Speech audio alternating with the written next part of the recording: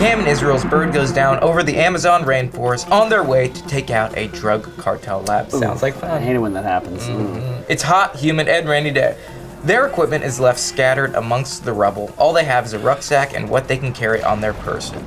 Goal: create the ideal loadout to reconsolidate, survive, and still complete the mission. There is a survival aspect and a tactical aspect to this, so that's definitely gonna push what we choose to bring in our rucksacks. It's not about how fast you can get the objective, it's can you still do your job once you get there. So, first thing we gotta do, Cameron, is it's all about looking cool, but what are we gonna wear? Wouldn't we just always choose civilian clothing? Because I know that there are civilian companies out there that make very high quality gear. I'm thinking, okay, so it's hot, humid, and rainy.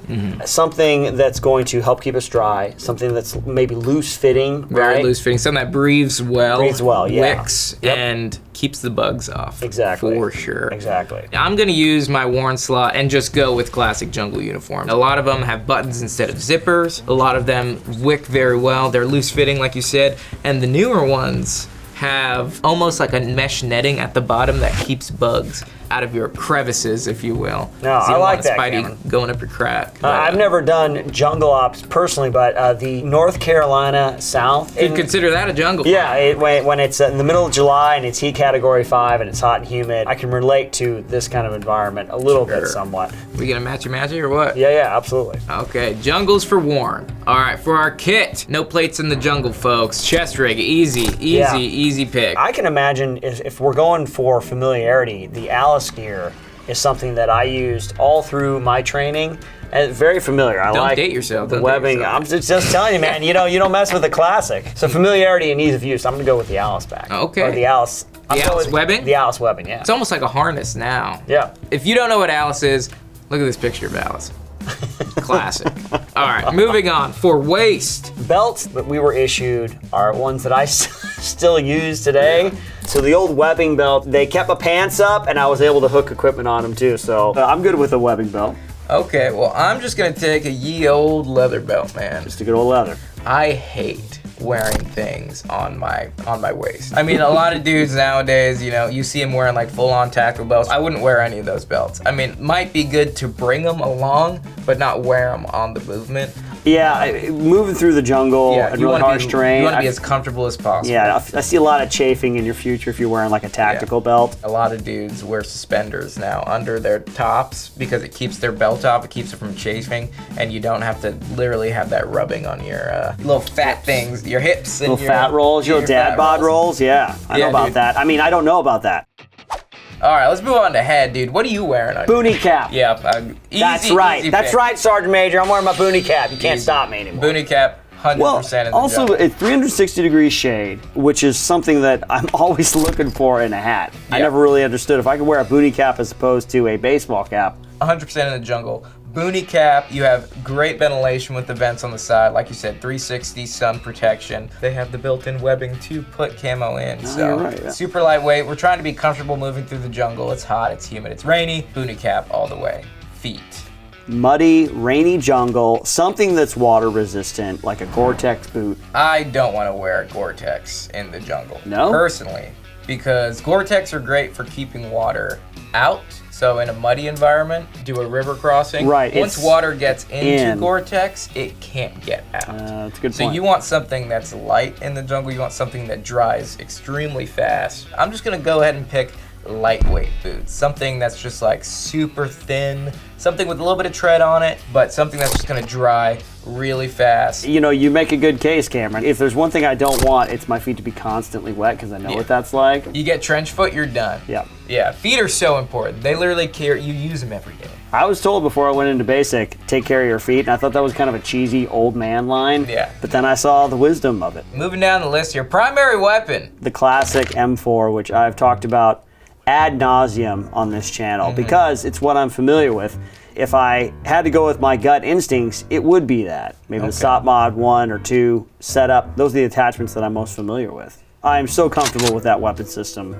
I think I'm gonna pick an AK-74. Still a crazy round, the 5.45, so that does a lot of damage, but it's got a folding stock, so I could keep it small when I'm moving through. Plus, the AK system, they run wherever they are. Like there's a reason that the Kalashnikovs are like the most widely used weapons around the world. So I think, I'm gonna go for the AK-74 just because in the jungle, we're gonna be dumping in water. It's gonna be muddy. It's gonna be, it's gonna get dirty. And I want something that I know is gonna run regardless of what I throw it into. And that round, it tumbles when it hits, so it's definitely still gonna do a lot of damage. Put an optic gun and a flashlight, we're good to go. All right, secondary.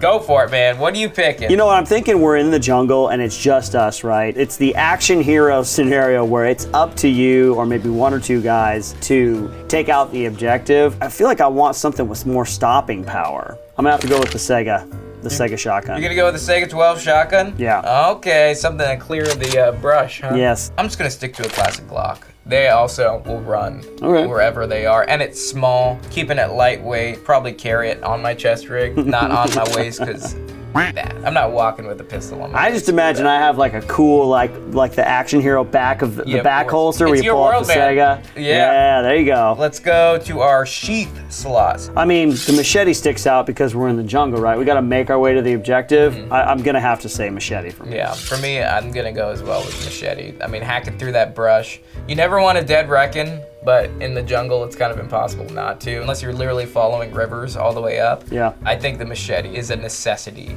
in the jungle. We have accessories to pick from, so things to basically fill up the pouches on our person, not necessarily our ruck. My first pick will be high frequency radio, HF radio. You want to carry HF radio? I want to carry a radio because we're assuming we have people that we are communicating back and forth with. HF radio's got a lot of range, up to like, 1,900 miles. We've done some pretty cool combo shots in the Echo course. We would make our own antenna configurations. We'd shoot out all the way. We were shooting out to either Florida or Nevada. Okay, so you carry that. Yeah. That's good. Now, I know that's 4 of my slots. But that's good. But now let's get into the point where we complement each other. Okay. You distribute the load. Yeah. I'll carry a sat phone. Okay. Just in case the HF radio isn't working, I'll also take a line of sight radio. So a small LOS radio, and that'll take up 2 slots. I think I'm gonna have to take a line of sight radio as well. If you're taking one and I'm taking one, once we get to the objective, I'm thinking we're gonna have communication. We could, but also you would be able to pick me up on your HF radio. I just wouldn't be able to shoot very far with my line of sight, so we could still team communicate from LOS to HF. I'm comfortable with that for now. Next pick for me, I'm seeing lensatic compass. That'll probably be important. I think I'm going to go with that because a lot of experience with that going through my training. You got to know where you're going, where your objective is, where you are at any given point. There's only so much orienteering you can do by landmarks. Exactly. How far is the sun? Oh, I can't see the sun. Where's the mountain? Oh wait, I'm surrounded by triple canopy trees. I can't see any. I have to carry a compass then myself as well. Yeah. Because every person should be carrying a compass on them to some extent. I'm gonna go back to tactical. I'm thinking we're on the objective, over the ear, hearing protection. Yeah, I'll probably have to do that too. I'm thinking of now and then 10 years from now when my hearing is gone and I need hearing aids. Biggest cliche in all military movies is them just running around shooting with no hearing protection. Your would be busted. Yeah. Man. I will do 2 M67 frag grenades. I'll carry some ass on me. All right, I got 4 slots left. Well, I feel like I want to help out a little bit too, so I'm going to take 1 smoke grenade and 1 flashbang grenade. I'm going to throw in night vision. It's a 2 slaughter. Like moving at night through the jungle with no night vision is going to be a nightmare. You know what? I got to do that for my last 2 slots as well because given that there's only 2 of us, we got to take every advantage. So likely, even if we get there during the daytime, we're probably going to hit it at night. Yeah, most likely. We'll probably do some like recon during the day to like scope out our plan, but at nighttime, that's when we'll hit it. That's it. That's my 10 slots. You got 1 slot left. You got 1 slot. Yeah. Thanks for being a trooper. Do you need me to carry anything for you? I mean, shoot, man. Should one of us carry an IFAK? Yeah, that's what I was. We should probably carry some.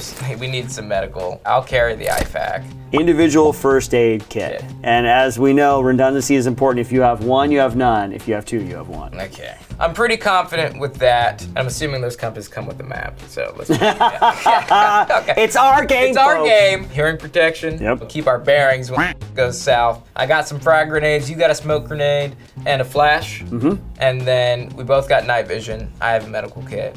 Yeah, I think that's a good loadout. I think it's a good one. Absolutely. Okay. All right, coming up next. This is the big one, folks. This is our rucksack loadout. Wet weather gear, so poncho, wet weather top, and pants. Those take up 2 by 2. I'm going to do that too. If we can't stay healthy, we're not going to do much good on the Yeah, objective. being wet Sucks. is... Yeah.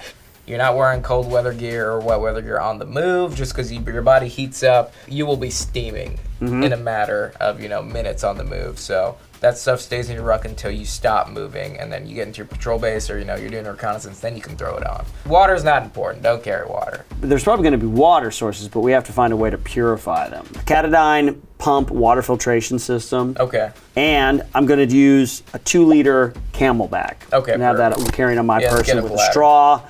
I'll fill that up, and that'll be what I use on the move. But yeah, I'm going to do the same with the Camelback. I'll take a canteen as well. 3 liters of water can go really fast. That tertiary water purifier, the pump, should fill up all our water sources, because in the rainforest, it's a lot of water. So on here, we have an option of 3 days food rations. Okay. Something like MREs. Sure. If I starve before the objective, it's not going to do me much good. Yeah. So let's put some 3 days worth of rations in there. Great, yeah, I'm the same thing. 3 days. Yep. Boys gotta eat. No beef stew. Yeah, no beef stew, that's And they're definitely not MRE star. This is our game that I'm imagining that I imported these from places like Poland and France. I brought in the good MREs. Yeah. Waterproof bag. You need to waterproof your stuff, always. Absolutely, you got to put that in there for me one as well. Slot. Yeah, waterproof bag, 1 slot, always waterproof all your stuff. And what we do in the military is we get issued these big waterproof bags. You use it as a liner in your rucksack. You turn it inside out. Turn it inside out, and that'll keep water out of it, because the green part of it can still absorb a little bit of water. Once it's sealed, then you gooseneck it. I've used my ruck as a flotation device, even when it weighed 50 pounds. It was actually the pre-course for selection. Yeah. They said, guys, we're going to go through a river, and your rucksack better float. Yeah, because if it doesn't, you're We got to sleep. I mean, one of us is going to sleep at least one at a time. One We're of us gonna pulls need security. sleeping, Now, in the jungle, something that is off the ground, not a fan of bugs. I don't know if you guys know this about me. I do not like encountering bugs of any sort. Maybe a little cricket. Yeah, a little cricket every now. The jungle, jungle just wants to kill you, man. We're talking about the Amazon. Bugs. Yeah. We got a hammock on here. I'm going to put the hammock in there. Hammock smart. It's 2 slots. It's above the ground. We're suspended between 2 trees. We got a nice bug netting in there. I'm gonna put a hammock there too. I'm going to need something to sleep in. I'm just gonna do like a whoopee. 1 slot for a whoopee. You put it up there. For just a blanket. Yeah. Because it's still hot and humid out there, Yeah, this is something that you get issued in basic training. You become very familiar with the whoopee. It's like a puffy, how do I describe it? It's like an angel came out and ejaculated in material, and it's just heavenly and soft and silky. I don't think I could have described a whoopee any better myself. Yeah. It's angel ejaculate that's been made into a weavable material. And then you got to throw one of those in there for me as well. I'm gonna need to throw in extra boots and extra socks. You want a whole extra pair of boots. Like in Ranger School, I always had 2 pairs of boots. Actually, I carried 3 pairs. Really? Yeah. You go through river crossing, you're gonna want a nice pair of dry boots because you need to take care of your feet. So as one is drying, you're wearing the other one, and then you just let them dry, both dry when you're sleeping. I would behoove you to carry some extra boots, but your feet, man, and that... A wise man listens to wise counsel. I will definitely go with an extra pair of boots and an extra pair of socks as well. Those are big boots. All right, we're running out of room here, so we're gonna have to start cross-loading stuff. Yeah. What about extra ammo, Cam? I think one of us should carry it, and then the other person take another mission essential item. Okay. So I'll carry the ammo. I'll take up 6 slots. Good on you. Good on you. I carry the boom. Whoa, that goes fast. Wow. We only have 1 IFAC right now, so if one of us gets injured anything more than a paper cut, We're gonna need that medical pack. let's give me the medical pack. I feel like that's a good trade-off. So what do we have that takes up only 2 slots? A wise man once said, if you don't have a ride in the rain, f you. Yeah.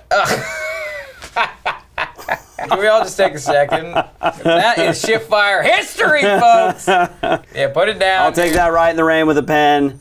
That's 1 slot. Yeah. I'm looking on here. I can't believe I missed this. Foot powder. I can share that with you, man. I know that I utilize foot powder quite a bit when I was training. It really can make you that much more comfortable in your feet. Oh, I have 1 slot left? Oh, man. What are you going to do, Cam? I don't know. It's terrible because, we have no mission essential equipment. Last slot, it's a lot of pressure. What about a multi-tool, Cameron? I'm split between 550 cord and multi-tool. I would go with a multi-tool or clippers. We didn't put a survival kit in our ruck, so we'll probably need some. So I'll go with a multi-tool to take up the last thing. And like maybe some rope and some rappelling equipment. I mean, the harsh terrain of the Amazon jungle. Yeah. Listen, Cameron, here's the point of this whole thing. We know that none of this gear really matters if we encounter a predator. Yeah. There you go. Wheels up in 5, Izzy. Well, folks, we hope you enjoyed this episode of The Loadout. Let us know in the comment section if there is anything that you would add to your own ruck. Like this video, subscribe to the channel so you can stay up on all the latest and greatest from all things Shift Fire. Share it with your friends. And as always, Fireteam, we will catch you on the next one. What if at the end of every episode, I'm like, Cameron, I have a surprise for you. The actual scenario was that I had to kill you in this scenario. Yes, it's your world. You're just living in it, but not for long. And today, Cameron and I are going to play a fun game.